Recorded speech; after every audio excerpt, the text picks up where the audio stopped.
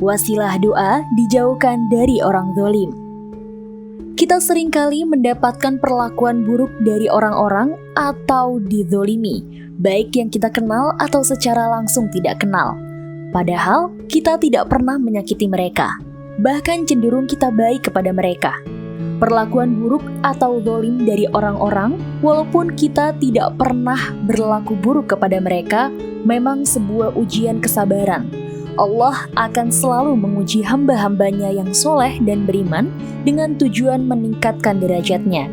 Bentuk ujian itu salah satunya diperlakukan zalim. Namun demikian, Allah juga mengajarkan kepada kita doa berlindung dari orang-orang zalim. Berikut usaha agar dijauhkan dari orang zalim, yakni ziarah ke makam Pangeran Puger atau Raden Kunawi. Membaca zikir di bawah ini ketika ziarah dan setelah sholat fardu 7 kali. Ijazah dari Gus Hana dari Mbah Syaroni, Jumu'ah Kliwon 3 Juli 2020. Bismillahirrahmanirrahim. La ilaha illa anta subhanaka inni kuntu minadh dhalimin. Artinya, tidak ada Tuhan yang berhak disembah kecuali Engkau ya Allah. Maha suci Engkau, sesungguhnya aku adalah termasuk di antara orang-orang yang berbuat zalim, aniaya. Quran Surat Al-Anbiya ayat 87. Sejarah Pangeran Puger. Pangeran Puger merupakan keturunan dari keluarga keraton Surakarta Hadiningrat yang aslinya dari kerajaan Mataram. Nama asli beliau adalah Said Muhammad Ibrahim bin Yusuf Bafaki atau Raden Mas Tembaga atau Raden Kunawi. Sedangkan nama Puger merupakan suatu jabatan keraton. Beliau adalah putra dari Danang Sutiwijoyo berpasangan dengan Breminto. Ayahanda beliau merupakan Adipati Mataram dan juga Panglima Kerajaan Demak. Danang Sutiwijoyo dikaruniai 2 putra, yaitu Pangeran Puger I atau Raden Mas Kentol Kajuron dan Pangeran Puger II atau Raden Mas Tembaga atau Raden Kunawi. Saat ini Kerajaan Mataram terpecah menjadi 2, yaitu Keraton Yogyakarta Pakubuwono dan Surakarta Hadiningrat. Pangeran Puger merupakan adipati dari Kerajaan Demak. Beliau dinobatkan pada tahun 1603 Masehi. Beliau sangat giat dan aktif dalam penyiaran agama Islam di Demak. Beliau termasuk orang yang bertanggung jawab terhadap tugas yang diberikan kepadanya. Karena kehebatan yang dimiliki beliau, pernah beliau akan diangkat sebagai susuhunan Pakubuwono ke-1. Namun beliau menolak pengangkatan tersebut karena beliau tidak menginginkannya.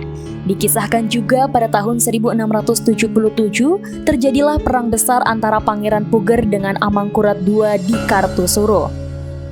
Pada tahun 1677 terjadilah perang besar antara Pangeran Puger dengan Amangkurat II di Kartosuro.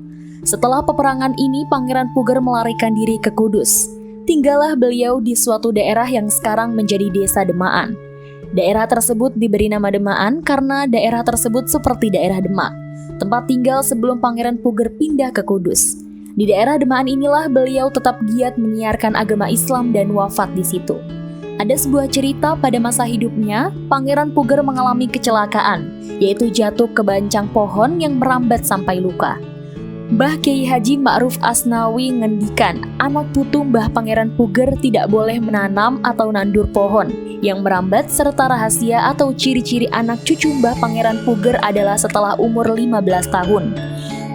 Dengkulnya mesti jeleret-jeleret atau lututnya ada garis-garisnya seperti ada bekas luka jatuh yang dialami oleh Mbah Pangeran Puger pada masa hidupnya, hingga turun kepada anak cucunya. Pangeran Puger dimakamkan di Dusun Kauman Wetan RT 1 RW 2 Desa Demaan Kota Kudus atau sebelah timur Balai Desa Demaan Kudus. Di dalam cungkup terdapat 2 makam. Yang sebelah barat adalah makam Pangeran Puger dan sebelah timur adalah istri Pangeran Puger yakni Raden Ayu Siti Mudrikah. Makam-makam kerabat Pangeran Puger yang berada di sekitar makam beliau antara lain Raden Puji Mastuti Prasworoweri, Raden Joko Aryo Damansari, Raden Panji Anom, Pangeran Sabranglor, Kiai Mojo Akmo Sahrido, Pangeran Sanggar Singgi, Kiai Sahid, Raden Ayunarti, Nyai Adi Suro, Tandan-Negoro, Ki Genting, dan lain-lain. Mukaluhur Pangeran Puger dilaksanakan pada tanggal 17 Muharram dengan rangkaian kegiatan bersih-bersih makam, khatmil Quran pagi, doa Rasul, dan acara adat manggang ayam sore, dan pengajian umum serta pembagian nasi berkat malam. Tradisi masyarakat Demaan ketika bancaan di makam Pangeran Puger adalah dengan nasi sambal keluak dan ayam. Pada saat ini, komplek tanah makam Pangeran Puger sudah disahkan oleh Keraton Surakarta Hadiningrat oleh Pengangong Sasana Wilapa Dr. Randa Wandansari MPD.